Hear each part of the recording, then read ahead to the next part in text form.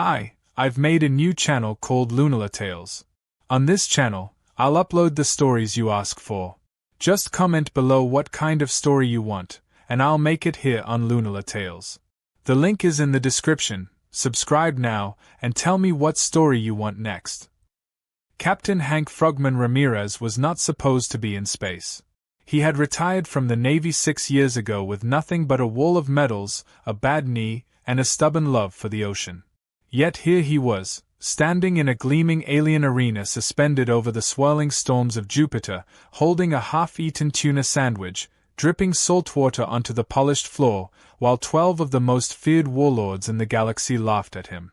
The kind of laughter that echoes like thunder, the kind of laughter reserved for someone about to be vaporized in front of an audience of billions. It would have been terrifying if Frogman had looked even remotely concerned. Instead, he took another bite of his sandwich and asked if anyone had a towel. The warlords of the Crimson Dominion were a terrifying sight to behold. Each one was the conqueror of dozens of planets, adorned in armor forged from the cores of dying stars, weapons bristling with unimaginable power.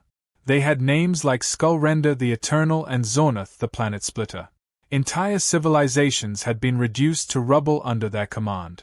Now they leaned back on their thrones, made of black metal and glowing runes, sneering at the Earthling champion brought before them. Earth, they said, could choose its greatest warrior to fight for its survival. And this dripping, unimpressed human in flippers and a faded navy diving suit, was apparently the best they had. The laughter started when Frogman introduced himself. He told them his name was Hank Ramirez, but everyone just called him Frogman because it was easier to shout underwater. He said this while chewing, mouth half full, as if explaining the weather rather than standing before an audience that expected his imminent death. Skullrender the Eternal nearly fell out of his throne when Frogman asked if there was a bathroom nearby because space food was rough on the stomach. One of the warlords, a towering insectoid named Krexmal, leaned forward, mandibles clicking in amusement.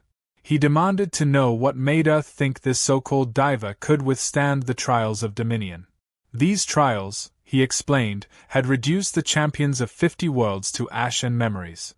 Frogman shrugged and said he was just here because someone woke him up from a really good nap. The trials were simple, the warlords announced. Survive them, and Earth would be spared from conquest.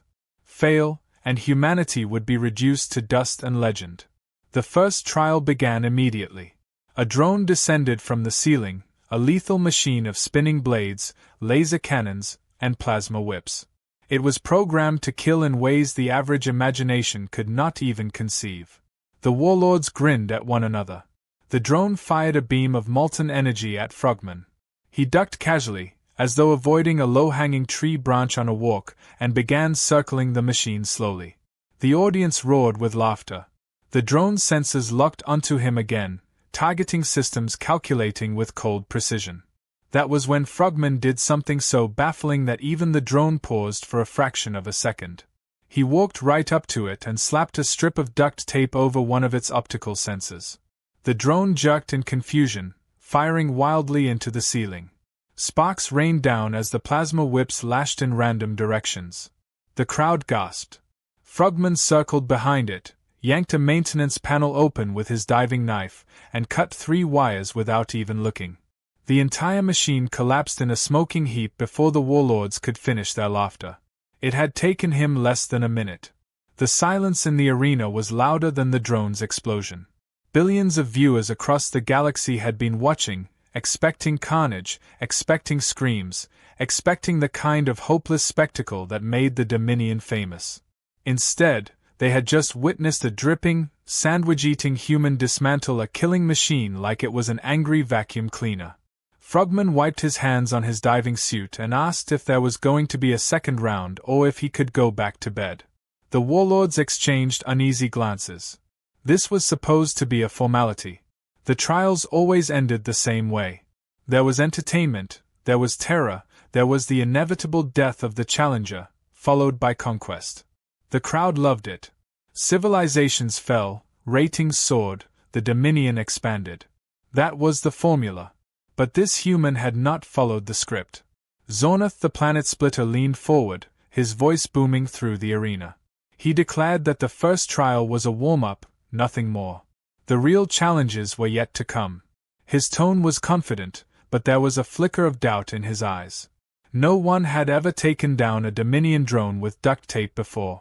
Frogman scratched his chin and asked if he could get a chair because standing this long was murder on his knee. Somewhere in the audience, a commentator announced that the Earthling had displayed a shocking level of disrespect for the sacred trials, though his voice cracked halfway through the sentence. Back on Earth, billions watched the broadcast in stunned silence. Governments had sent their most advanced weapons, their most decorated soldiers, their most brilliant minds to negotiate with the Dominion. All had failed. And now this man, who smelled faintly of seawater and gasoline, was Earth's last hope. Some viewers cheered. Others prayed. A few wondered if the Dominion would just get bored and blow up the planet anyway. The Warlords called for the next trial to be prepared. Somewhere deep in the arena, machines rumbled, gates opened, and something massive roared. The sound shook the entire structure, making the walls vibrate. Whatever was coming next was not a drone. Frogman finished the last bite of his sandwich, tossed the wrapper into a trash bin, and stretched his arms like a man about to start mowing the lawn. The audience leaned forward, hungry for blood, for spectacle, for the kind of impossible challenge that had ended countless lives before his. He cracked his neck, rolled his shoulders, and muttered to himself that it was going to be one of those days. The floor of the arena shifted beneath Frogman's boots as the next trial prepared itself. Massive walls rotated like the gears of some ancient machine, revealing a pit so deep the bottom was swallowed in darkness.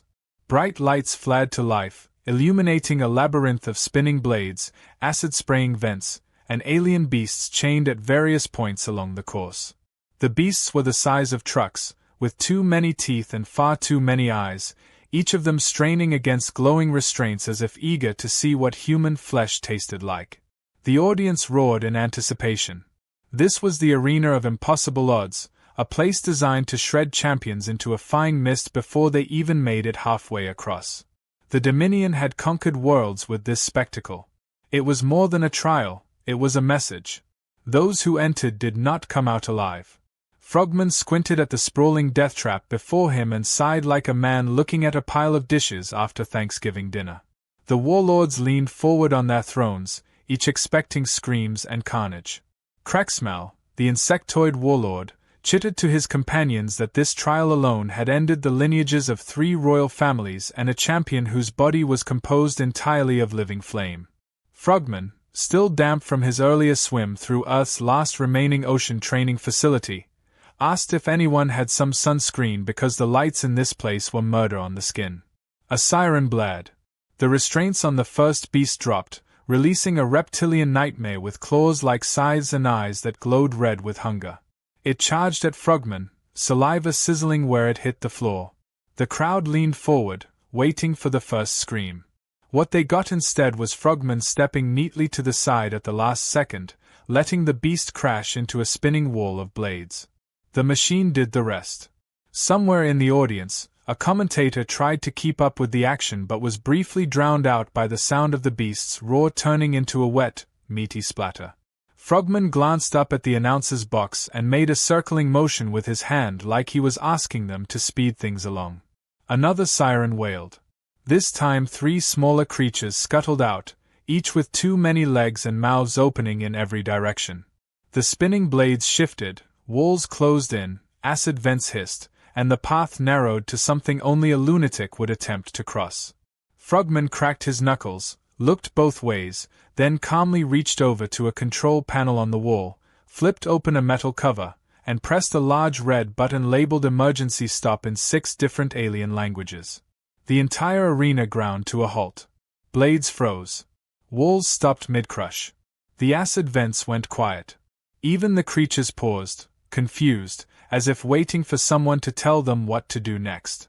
Frogman strolled across the suddenly harmless floor, stepping over the mess of the first beast and humming to himself like a man taking an evening walk. The warlords leapt to their feet in outrage, shouting over each other. Zornoth the planet splitter demanded to know how the human had found the off switch. Frogman shrugged and said a breaker box looks the same no matter what galaxy you are in. Somewhere deep in the crowd, someone started laughing. It spread slowly at first, then faster, until even the announcer was struggling to hide his grin. The second trial had not gone the way the Dominion expected. They tried to recover their dignity by announcing the third. This one, they boomed, would not test his strength or agility but his mind. A hovering sphere descended from the ceiling, covered in pulsing lights. Inside was the most advanced artificial intelligence in 3 galaxies, a construct built from the brains of long-dead philosophers, mathematicians, and strategists. It spoke in a calm, emotionless voice, informing Frogman that he would now face a series of logic puzzles designed to test the limits of his intelligence. Win, and proceed. Fail, and be reduced to ash by the neural disintegration beams mounted along the walls. The first puzzle lit up on a massive screen. Rows of alien symbols, shifting patterns, equations folding into themselves like living things. The crowd fell silent. Even the Warlords leaned forward. This test had stumped kings, warlords, even a telepathic hive mind from the Vexorian cluster. Frogman squinted at the symbols, tilted his head, and then typed in a single line of nonsense that made no mathematical sense whatsoever. The AI paused, its lights flickering uncertainly. It repeated the puzzle. Frogman typed in another series of numbers that were not only wrong but impossible in any known numerical system. The eye's lights dimmed, brightened, then dimmed again. For the first time in its existence, the machine hesitated. Somewhere in its circuits, something snapped. It tried to divide by 0. The audience gasped as smoke poured from the sphere's vents. Its calm voice grew louder, faster, panicked, running through equations that spiraled into nonsense before finally collapsing into a single, drawn-out error tone. With a small pop, the sphere fell to the ground, sparks sputtering, and went dark. Frogman bent over, picked up the smoldering AI core, and used it as a coffee warmer for the mug he had somehow produced from his diving suit. The silence in the arena was deafening. Billions of viewers across the galaxy were staring at a human who had just broken one of the most sophisticated machines ever built by entering numbers that technically did not exist. The Warlords were no longer laughing.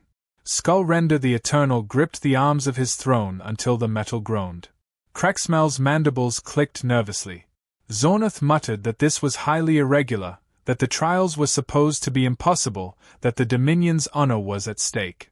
Frogman ignored them all, sipping his coffee and asking if the next challenge came with air conditioning because the lights in here were like the surface of the sun. Far across the stars, commentators on 100 worlds began replaying the footage in slow motion. They analyzed the moment the AI crashed, the moment the arena stopped, the moment the beast impaled itself. They called him reckless. They called him insane. Some began calling him a genius. On Earth, people filled streets, watching the broadcasts on giant screens, unsure whether to cheer or to start digging bunkers just in case the Dominion got tired of this and burned the planet down out of spite. High above it all, the Warlords whispered among themselves. None of this was going according to plan. The trials were not entertainment anymore. They were becoming something else entirely, something dangerous. For the first time in centuries, the Dominion felt something it had almost forgotten. It felt uncertain. The Dominion's throne chamber, where the Warlords had gathered after the second day of trials, was usually a place of arrogant laughter and merciless planning. Now it simmered with unease.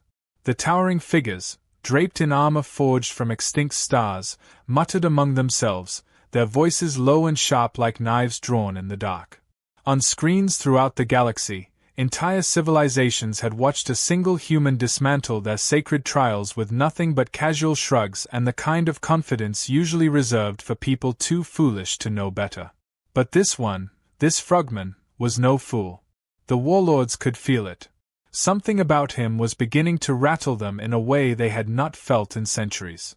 Down in the chambers beneath the arena, Frogman sat on a crate eating a protein bar that claimed to be beef-flavored but tasted like wet cardboard. He did not seem particularly impressed by the fact that he had humiliated the most feared conquerors in 3 galaxies. He was thinking instead about the dive he had been planning back on Earth before this whole mess began. A sunken World War II submarine off the coast of Florida, just waiting for someone with the right mix of recklessness and free time. He had promised himself he would go there one day. Now, if the Warlords had their way, there might not be an Earth left to go home to. He chewed slowly, eyes distant, the look of a man who had seen too many strange things to be easily rattled. No one knew much about Frogman's past. Officially, he had been a Navy diver, decorated half a dozen times for missions the government refused to admit existed. Unofficially, there were stories whispered among soldiers and scientists about deep-sea anomalies, crashed objects not of this Earth, missions where Frogman had returned with scars no one could quite explain.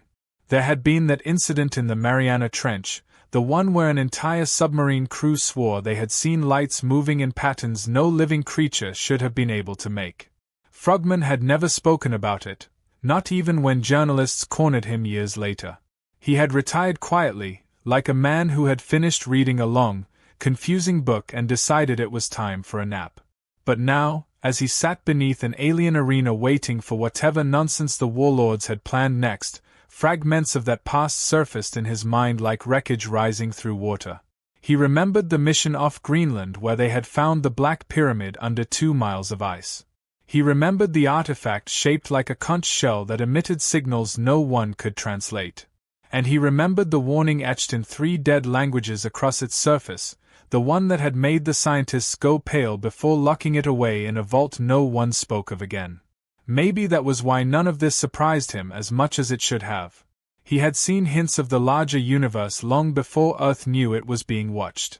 Above, in the Dominion's private war council, Cracksmell slammed one jagged limb into the table and demanded that the next trial be the one to end this farce. Zornoth the planet splitter growled that the human was mocking them, that entire empires were beginning to question the Dominion's strength. If this Earthling survived all the trials, he warned, other worlds might rise against them. Skullrender the Eternal, who rarely spoke at all, rumbled that the simplest solution was to kill the human immediately and burn his planet to ash. That would end the laughter before it began. But even as he said it, there was a flicker of doubt in his molten eyes. The Dominion thrived on spectacle, on dominance displayed before billions. To simply execute the human would feel like admitting he had frightened them. And the Dominion could never, ever admit fear. While they argued, a figure slipped through the shadows of the Warlords' council chamber. She was small compared to the armored giants around her, moving with the practiced grace of someone used to being unseen. The alien princess, daughter of one of the lesser warlords long thought loyal to the Dominion, listened silently before retreating down a side passage. Her people had been among the first conquered, their homeworld stripped of its oceans and left a wasteland. She had grown up amid the Dominion's cruelty, watching world after world fall beneath its fleets. And now, for the first time in her life, she had seen something she thought impossible. She had seen them hesitate. She found Frogman alone in the preparation chamber, sharpening his diving knife with the kind of focus most men reserved for prayers. For a moment she simply watched him, the human who had made the most powerful beings in the galaxy whisper nervously among themselves. When she finally spoke, her voice was low, urgent. She told him the truth the Dominion would never reveal publicly. The trials were not a bargain for Earth's freedom. They were theater, a performance designed to amuse the warlords before conquest. No matter how well he fought, no matter how many trials he survived, Earth was already marked for destruction. Frogman looked up from his knife but said nothing. The princess leaned closer, lowering her voice further. There was one chance, she explained, one thing even the warlords feared. The final trial contained a weapon, something hidden deep within the arena's core, a relic from a war so ancient even the Dominion spoke of it only in whispers. The warlords kept it sealed, fearing its power but using it as the centerpiece of their games. If Frogman could reach it first, if he could turn it against them, then maybe Earth and a dozen enslaved worlds would have a chance. But the key to unlocking it was aboard the Dominion's flagship, locked behind security systems no one had breached in 1,000 years. Frogman listened silently, then asked if the flagship had an air supply compatible with human lungs because he had left his scuba tanks back on Earth. The princess blinked, unsure if he was joking. He was. Probably. She told him the Warlords would never allow anyone near the flagship, not during the trials, not under any circumstances. Frogman simply nodded and said he had gotten into places with worse security and fewer plans before breakfast. Before she left, the princess warned him that if the Warlords discovered her betrayal, her life would be forfeit. Frogman shrugged and said betrayal was only betrayal if you got caught. She stared at him for a long moment, as though trying to decide whether he was fearless or insane, then slipped back into the shadows as quietly as she had come. Moments later, a deep, resonant horn echoed through the arena, signaling the next trial. Frogman stood, stretched like a man waking from a nap, and slipped the diving knife back into its sheath. Somewhere above, the Warlords prepared their deadliest challenge yet, unaware that pieces were already moving against them in the dark corners of their own empire. For the first time in a long, long while, the Dominion was not as solid as it seemed. The Dominion flagship loomed over the arena like a floating city of metal and fire, its hull covered in weapons large enough to split moons in half. Entire wars had ended when this ship appeared on the horizon of conquered worlds. It was said to be impenetrable, its corridors crawling with drones, its vaults sealed with security codes written in languages no one alive could even read. Generations of prisoners had dreamed of escaping onto that ship, of stealing its secrets, of turning its weapons against the Warlords who ruled from its command bridge. None had ever succeeded. That night, while the Warlords celebrated what they assumed would be the humans' final moments in the next trial, Frogman prepared to break into it using nothing but a stolen access badge, a diving knife, and the alien princess who had just risked her life to help him. They moved through the maintenance tunnels beneath the arena, the princess leading with quick, precise steps while Frogman followed with the casual gait of a man strolling through a grocery store. The tunnels shook periodically as massive engines shifted above them, preparing the flagship for departure once the games ended and Earth lay in ruins. The princess whispered that they had exactly 2 hours before the next trial began. Frogman muttered that he had pulled off entire underwater demolitions in less time, though those had involved fewer murderous alien guards and significantly less walking. The first checkpoint was guarded by 2 drones, each bristling with energy rifles and scanning the corridor with cold, red lights. The princess reached for the strange alien device on her belt, some kind of energy disruptor meant to fry their circuits before they could sound the alarm. Before she could even aim, Frogman casually strolled into the open holding a small piece of jerky from his ration pack. He tossed it down the hallway. The drones, detecting movement, swiveled sharply and opened fire on the snack. Their blasters ricocheted down the empty corridor as Frogman slipped behind them, flipped open an exposed panel near their power cores, and cut 2 wires with his diving knife. The drones froze mid-turn before collapsing in a heap of sparks. The princess stared, her mouth open slightly. Frogman shrugged and said drones always had the same weak spots if you knew where to look. They reached the lower cargo bay where a massive lift led directly to the central vault. Alien workers moved crates the size of buildings with anti-gravity rigs, shouting instructions in a dozen different languages. The air smelled of oil and ozone. Somewhere above, a Dominion officer barked orders while staring at a data slate. The princess explained that the key they needed was kept inside a containment chamber at the center of the vault, guarded at all times by elite soldiers. No one, she said, not even high-ranking officers, could access it without direct authorization from the Warlords themselves. Frogman chewed the last of his jerky and said he had snuck into an emperor's wine cellar once by hiding in a laundry cart, so this could not be harder than that. What followed looked less like a military operation and more like the kind of disaster only Frogman could orchestrate. He spotted a group of maintenance workers hauling a cart filled with cleaning equipment toward the vault level. Without a word, he grabbed a mop, slapped a filthy cap on his head, and walked straight into the middle of the cargo bay pushing the cart like he had worked there for years. The princess, trying to look inconspicuous while clearly being royalty, followed a few steps behind carrying a bucket. The Dominion soldiers barely glanced at them. No one ever noticed the cleaning crew. They reached the vault entrance where 2 heavily armed guards stood beside a door covered in glowing symbols. The princess tensed, ready to use the disruptor device hidden in her robes. Before she could act, Frogman bent over his mop, muttering about how messy these alien soldiers were, spilling oil everywhere like they had been raised in a barn. One of the guards turned slightly toward him, confused. In that moment, Frogman jabbed the mop handle into the wall's control panel, triggering a shower of sparks. The door slid open halfway before the system locked, alarms beginning to wail. Frogman shoved the mop bucket under the descending door just as it tried to close again. They ducked through while the soldiers scrambled to shut down the alarms. Inside the vault, glowing containment fields lined the walls, each one holding artifacts looted from 100 dead civilizations. Floating obelisks covered in runes. Weapons shaped like serpents.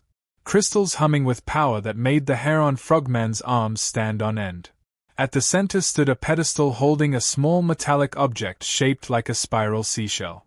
The princess whispered that this was the key to the final trial's weapon system, something so ancient even the Dominion feared it. Frogman picked it up, turning it over in his hands like a man examining a new fishing lure. He asked if it came with instructions. She told him no one alive had ever used it before. He muttered that he had assembled lawn furniture with fewer directions. Their exit did not go as smoothly as their entrance. Dominion soldiers poured into the vault from every corridor, weapons raised, shouting commands in their guttural language. The princess shoved the key into a satchel while Frogman grabbed a fire suppression hose from the wall. He opened the valve full blast.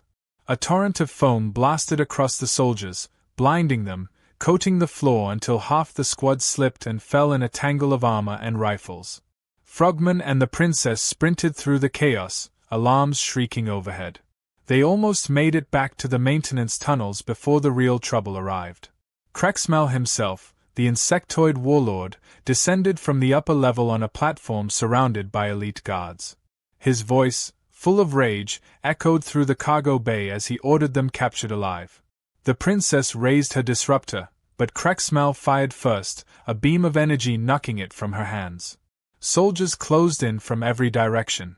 Frogman glanced around for options, spotted a row of anti-gravity cargo lifts, and grinned the way men grin when they are about to do something extremely stupid.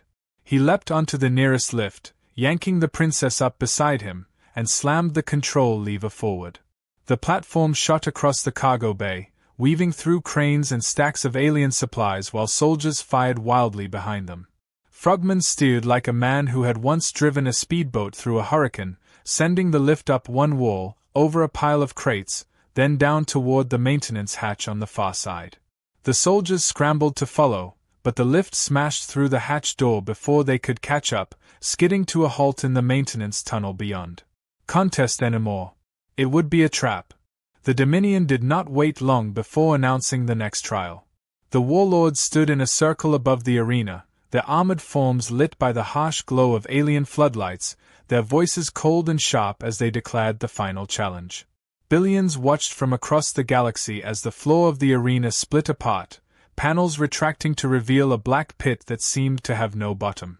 From its depths came a sound that silenced even the loudest commentators, a sound like metal scraping against bone, like something ancient and furious waking after a long sleep. The Warlords smiled then, cruel and certain, for they had saved their masterpiece for last. Out of the pit rose the Leviathan. It was not alive in the way normal creatures were alive. Its body was a fusion of machinery and flesh, a nightmare of steel plates and sinew, claws dripping with plasma fire, eyes glowing with the intelligence of something that had learned to hate long before humans had learned to walk upright. It stood 100 feet tall, its massive frame covered in weapons older than most civilizations. The audience erupted into cheers that rolled like thunder through the arena. This was the Dominion's ultimate weapon, the beast they unleashed when they wanted to make a point to the universe itself. Frogman stood at the center of the arena holding nothing but his diving knife and the satchel containing the stolen key. He squinted up at the towering monster like a man sizing up a particularly ugly fishing spot and muttered that it looked like it had skipped breakfast. The Leviathan turned its burning eyes toward him and let out a roar that shook the arena walls, a sound so deep it felt like it rattled the bones of every living thing within miles. The Warlords leaned forward on their thrones, eager to watch the human finally crushed. Zornoth the Planet Splitter announced to the galaxy that this trial had only one rule. Defeat the Leviathan or be destroyed. The beast stepped forward, each movement shaking the ground like a falling meteor. Plasma cannons unfolded from its shoulders while its claws tore deep gouges in the metal floor. Frogman did not run. He watched the creature's movements carefully, the way it paused before firing its weapons, the hiss of steam venting from its joints, the faint glow beneath its armor plating. His mind ticked through possibilities the way it had during every dangerous dive, every mission where one wrong move meant nobody went home. Then he noticed something else. The faint sound of rushing liquid beneath its armor. The Leviathan's internal systems were water-cooled. He smiled slowly, the way a man smiles when the universe accidentally hands him exactly what he needs. The beast charged. Frogman sprinted toward one of the arena's control towers, plasma blasts hammering the ground behind him, molten metal spraying in every direction. He climbed the tower ladder 2 rungs at a time as the Leviathan smashed through walls below, its claws slicing steel like paper. At the top of the tower he yanked open a maintenance hatch, scanning the maze of pipes and wires inside until he found the primary coolant release valve. A giant warning symbol glowed above it in 6 languages telling everyone to never, under any circumstances, touch this lever. Frogman yanked it hard. Across the arena, massive gates opened as thousands of gallons of coolant water flooded the floor, hissing as it hit superheated metal. The Leviathan paused, its sensors recalibrating as the water surged around its legs. Frogman slid down the tower, landing with a splash. The beast turned toward him again, weapons glowing, but its feet were sinking slightly into the rapidly spreading water.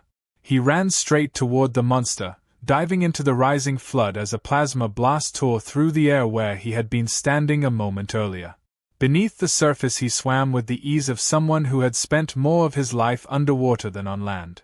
The Leviathan thrashed above, searching for him, claws tearing through metal and spray. Frogman reached one of its legs, found the exposed intake vents for the cooling system, and shoved 2 explosive charges from his satchel deep inside before kicking hard toward the surface. The charges went off with a muffled roar that shook the water around him. Steam exploded from the Leviathan's vents as superheated coolant flashed into vapor inside its systems. The monster staggered, weapons flickering, armor plates splitting as pressure built where it was never meant to. With one final blast of sparks and fire the Leviathan collapsed into the flood, its body crashing through towers and walls before sliding into the pit it had risen from. The arena fell silent. Billions watched in disbelief as smoke rose from the crater where the Dominion's ultimate weapon had stood. Frogman waded through the water toward the center of the arena, soaking wet, breathing hard but still on his feet. He looked up at the Warlords, water dripping from his hair, and asked if that was the best they had. Before anyone could answer, the sky above the arena split open. Dozens of rebel ships dropped out of hyperspace, their weapons locking on the Dominion fleet. At their lead was the alien princess, her face broadcast across every screen in the galaxy as she declared the rise of a new alliance. Worlds that had been under the Dominion's boot for centuries were rising now, united by the Warlords' humiliation and the hope that maybe, just maybe, the impossible was no longer impossible. The Warlords roared in rage, ordering their fleets to respond, but half their forces were already defecting to the rebels. The arena's audience scattered in panic as explosions ripped across the Dominion's flagship. Krexmal shouted for the execution of the human and the princess both, but no one was listening anymore. The galaxy was watching something much bigger unfold. Frogman stood in the middle of the chaos, watching rebel soldiers storm the arena while Dominion troops scrambled to respond. One of the rebels shouted for him to join them, to escape before the entire place came apart. He shook his head, looking toward the Warlords' thrones high above as the fighting closed in around them. They were not beaten yet. He could see it in their burning eyes even as their empire cracked and burned around them.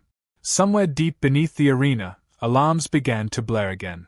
The weapon the princess had spoken of, the one sealed in the final trial's vault, was waking now that the key had been stolen and the Leviathan destroyed.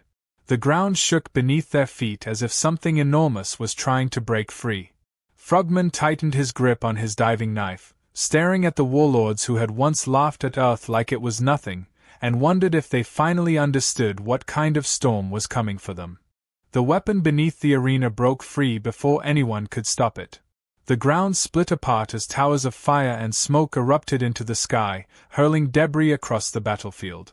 From the chasm rose a machine older than the Dominion itself, forged by a civilization long extinct, a weapon built not to conquer but to erase. It towered higher than the Leviathan had, its surface a shifting mass of metal plates engraved with runes that glowed like molten stars. The air trembled around it as if the laws of physics themselves bent under its presence. For the first time since the games began, the Warlords stopped shouting. They stood frozen on their thrones, watching the thing they had kept locked away for centuries wake from its long slumber. The rebels fell back as the machine's eyes flared to life, casting beams of white light across the arena. It was neither ally nor enemy.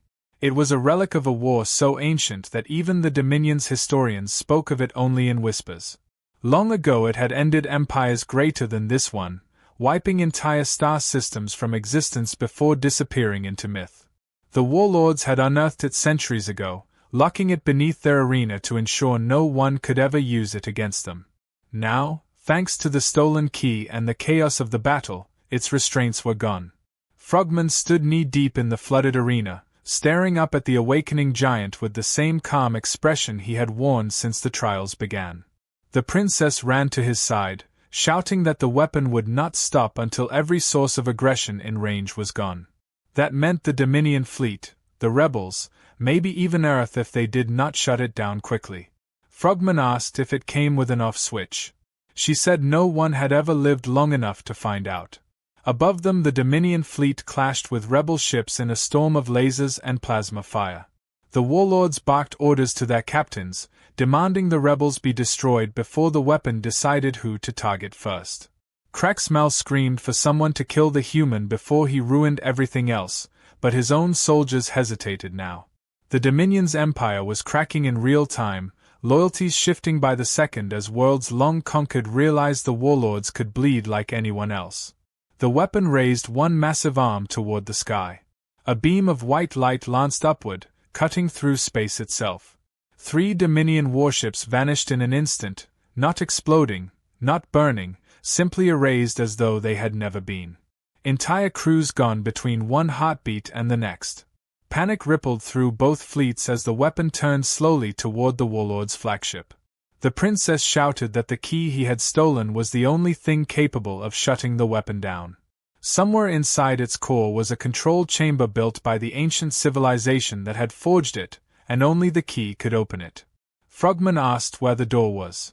She pointed toward the massive plates shifting along its chest, where faint seams glowed between layers of armor. Reaching it meant climbing the thing while it was busy erasing anything that moved. He started running before she finished talking. The weapon's other arm rose, slicing another beam of light across the Dominion fleet as Frogman splashed through the water toward its base. Rebel soldiers covered him from the ground, firing on Dominion troops still loyal to the Warlords as the battle turned into complete chaos. Frogman reached one of the thing's legs, grabbing a cable that dangled from its armor and climbing upward as the giant shifted beneath him like a living earthquake. The climb was a blur of heat and metal and falling debris. He hauled himself upward between plates the size of buildings while the weapon's cannons wiped entire sections of the arena clean behind him. The princess shouted directions through a rebel comm unit, guiding him toward the seams near its chest where the control chamber waited. Frogman climbed like a man scaling the mast of a ship in a hurricane, every movement one slip away from being crushed or vaporized.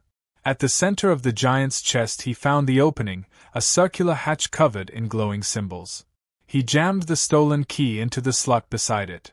The hatch irised open, revealing a narrow passage leading into the machine's heart. Frogman slipped inside as the hatch closed behind him, cutting off the roar of battle outside. The chamber within pulsed with energy. Rivers of light ran along the walls like veins, converging at a central console covered in alien controls. Holograms flickered overhead, symbols shifting too quickly to read. The entire place thrummed like the inside of a living creature's chest. Frogman stepped forward, holding the key uncertainly. He was a diver, not a pilot, not an engineer, certainly not a savior of galaxies. But there was no one else here, and the weapon was already charging another shot that could erase half the fleets above. He slammed the key into the console. The holograms froze. Lines of alien text scrolled across the walls as the entire chamber shook violently. For a moment he thought it was about to attack him directly. Then the lights shifted from white to deep blue. Outside, the weapon stopped moving. Its arms lowered slowly to its sides. The glow along its armor dimmed until the entire giant stood motionless, frozen in the center of the ruined arena like a statue of some forgotten god. The battle above faltered as both fleets watched the weapon power down. Rebel ships pressed the advantage, forcing the Dominion fleet into retreat. One by one the Warlords realized their empire was collapsing. Skullrender the Eternal roared in fury as rebel troops stormed the command spire. Krexmal tried to fight his way to a shuttle but was dragged down by his own soldiers turning against him. Zornoth the planet splitter fled into orbit only to be shot down by rebels before he cleared the atmosphere. The Dominion fell in hours. Worlds that had lived in terror for centuries erupted into celebration as news spread across the stars. The rebels raised their banners over the Warlords' throne world while the last surviving Warlord was dragged before the cameras to surrender. The empire that had mocked Earth, that had laughed when a single human stood against them, was gone. Frogman climbed down from the silent weapon long after the fighting ended. The princess met him at the base, surrounded by cheering rebels and representatives from half a dozen freed worlds. She told him the galaxy owed him more than it could ever repay. He shrugged and said someone else could handle the speeches because he had been awake for 2 days straight and wanted a sandwich.